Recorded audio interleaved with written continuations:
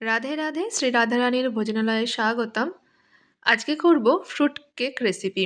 শীতের মরশুম তো পড়েই গেছে, আর সেই সময় এরকম ফ্রুট কেক তোমরা কিভাবে বাড়িতে খুব সহজেই একদম স্পঞ্জি কেক তৈরি করতে পারবে, সেই রেসিপিটাই তোমাদের সাথে শেয়ার করে নিচ্ছি। ভালো লাগলে অবশ্যই লাইক করে দেবে, আর চ্যানেলটির সাথে থাকলে চ্যানেলটিকে সাবস্ক্রাইব করে দেবে। প্রথমে রেডি করে নেব ক্যারামেল। কেকটা যাতে ব্রাউন কালার আসে তার জন্য ক্যারামেল করে নেওয়াটা খুব দরকার। তো প্রথমে আমি এখানে মেজারমেন্ট কাপের একটু চিনি নিয়ে নিচ্ছি। 2 কাপ পরিমাণ চিনি নিলাম। এই মেজারমেন্ট কাপটা 75 ml হয়ে থাকে। যাদের কাছে এরকম মেজারমেন্ট করার কাপ নেই, তার প্রতিদিনের ব্যবহার করার যে কাপগুলো হয়, সেই 4 কাপ মেপে 1 কাপ আর হাফ কাপ পরিমাণ চিনি দিয়ে দেবে।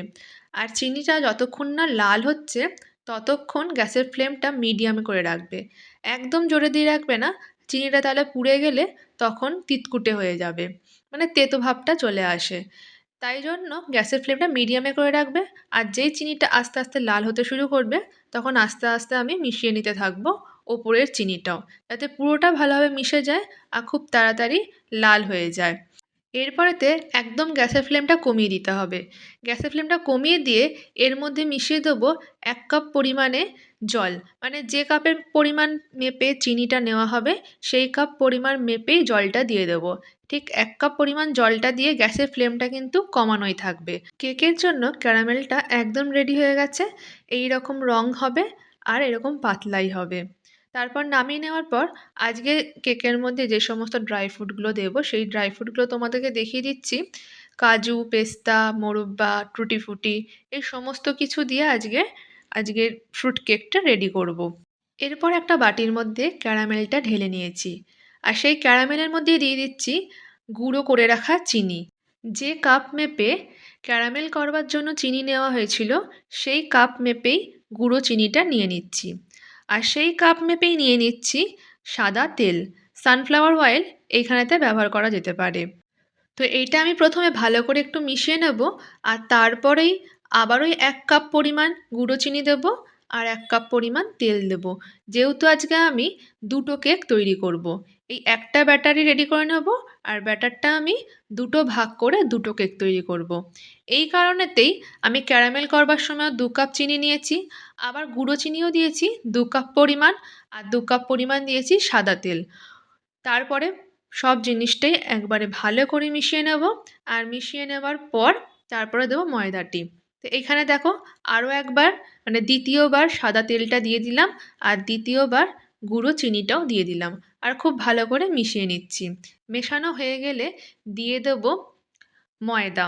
ময়দাটার পরিমাণ থাকবে একটু বড় কাপ। যদি তোমরা সেই ছোট কাপটাই মেপে দাও, তাহলে বলবো 3 কাপ মতন দিতে হবে, আর বড় কাপ হলে বলবো 1.5 কাপ মতন দিতে হবে। আমি এখানেতে 2 কাপ মতন দিলাম, মানে আমার এখানেও পরিমাণটা কিন্তু 1.5 কাপ মতন। আজকের কেকটি লিকুইড দুধ দিয়ে করব না, গুঁড়ো দুধ দিয়ে করে থাকবো, মানে মিল্ক পাউডার দিয়ে। এই জন্য আমি এখানে মোট 5 চামচ, মানে 5 টেবিল স্পুন গুঁড়ো দুধ ব্যবহার করছি। আর তোমরাও ছোট একটা কেক তৈরি করতে গেলে মিনিমাম 3 থেকে 4 চামচ পরিমাণ গুঁড়ো দুধ দিতে পারো। অবশ্যই চামচে গুঁড়ো দুধটা যখন নেবে সেটা সমান সমান নেবে, একদম উঁচু উঁচু করে নেবে না। উঁচু উঁচু করে নিলে 2 চামচ নিলেই হয়ে যাবে, আর যদি সমান করে নাও তাহলে 4 চামচ দিলেই ভালো হবে। আর গুঁড়ো দুধ দিলে কেক খুব সুন্দর খেতে হয়। এবার আমি আস্তে আস্তে মেশাবো, আর জল দিয়ে মেশাবো। অল্প অল্প জল নিচ্ছি, একবারে একসাথে অনেকটা পরিমাণ জল দিতে যাবে না। প্রথমে অল্প একটু জল নিয়ে ভালো করে মিশিয়ে নেবে, আর তারপরে যখন জলের প্রয়োজন হবে তখন বাকি জলটুকু দেব। আর এই কেকের মধ্যে ময়দা দেওয়ার আগে ময়দাটা অবশ্যই চেলে নিতে হবে, মানে চালুনি দিয়ে চেলে নিয়েই তারপর ময়দাটা পরিমাণ মতন দিতে হয়।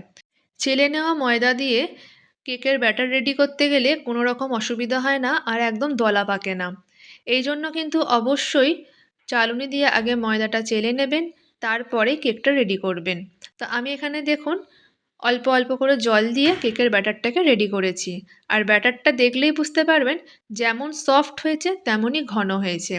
একদম গা দিয়ে সরবে না, মানে চামচ হোক কিংবা যেটা দিয়ে আপনি ব্যাটারটিকে ফেটিয়ে নেবেন ভালো করে, তার গা দিয়ে সরবে না খুব সহজে। পাতলা ব্যাটারে কিন্তু কেক একদম ভালো হয় না। একটু ঘন হবে আর একদম সফট হবে। আর তেমন ব্যাটারটি স্মুথও হবে, কোনো রকম দলা বা কিছু থাকবে না। এরপর যে ফয়েলটির মধ্যে আজকে আমি কেকটা রেডি করে নেব, সেই ফয়েলটির মধ্যে প্রথমে ভালো করে সাদা তেল ব্রাশ করে নিলাম, আর তারপর দিয়ে দিচ্ছি ময়দা। আটাও দিতে পারেন, ময়দাও দিতে পারেন। ভালো করে গায়ের মধ্যে ডাস্ট করে নেব। তারপরে এর মধ্যে দিয়ে দেবো কেকের ব্যাটারটি। তো আমি কেকের ব্যাটারে কিন্তু এখনই কোনো এসেন্স মেশাইনি, যেহেতু আজকে ফ্রুট কেক করব, তাই জন্য আমি দিচ্ছি এখানে অরেঞ্জ এসেন্স। অরেঞ্জ এসেন্স দিয়ে ফ্রুট কেক করলে স্বাদটা সত্যি খুব সুন্দর হয়ে থাকে। আর অরেঞ্জ এসেন্সটা লোকাল এরিয়ার এসেন্স। একটু ভালো দেখে নেবেন যেন সেন্টটা খুব থাকে। বেক হওয়ার পরে সেন্টটা অনেক অংশেই কমে যায়। আমি এখানেতে 2 টেবিল স্পুন তাই এসেন্সটা দিয়েছি। দুটো কেকের জন্য 2 টেবিল স্পুন এসেন্স। আর কেকের batter baking powder, baking soda দেওয়ার আগে খুব ভালো করে ফেটিয়ে নেবেন আর একদম স্মুথ করে নেবেন। এরপর দিয়ে দিলাম টুটি ফ্রুটি আর মোরব্বা। আর কাজু আর পেস্তাটা দেবো কেক হয়ে যাওয়ার পর একদম ওপরেতে। তাই জন্য আমি আর কাজু আর পেস্তাটা ব্যাটারের মধ্যে ইউজ করলাম না। ভালো করে টুটি ফ্রুটি আর মোরব্বা দিয়ে ভালো করে মিশিয়ে নিয়েছি। মিশিয়ে নেওয়ার পর দিচ্ছি বেকিং পাউডার।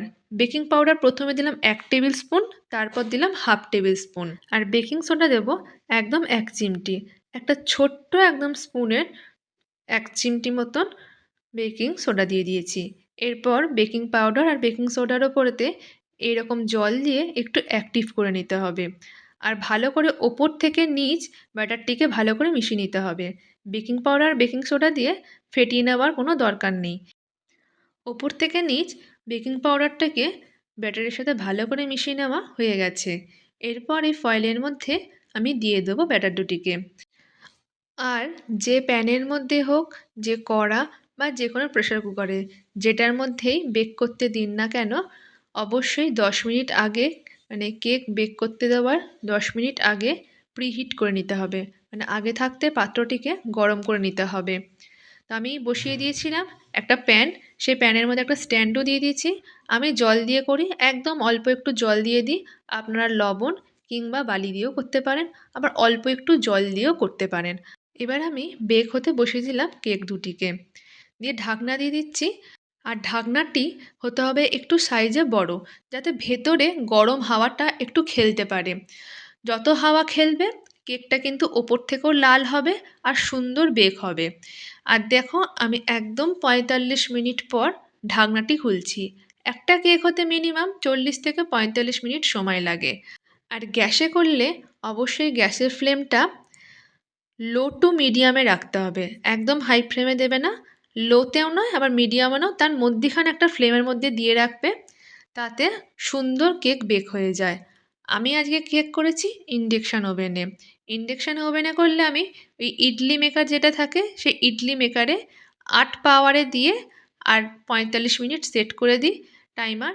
ব্যাস, আমার কেক কিন্তু এতেই খুব সুন্দরভাবে বেক হয় আর খুব সুন্দরভাবে সফটও হয়। কেকটা দেখেই তোমরা বুঝতে পারছো যে কতটা স্পঞ্জি হয়েছে আর কতটা সুন্দর বেক হয়েছে।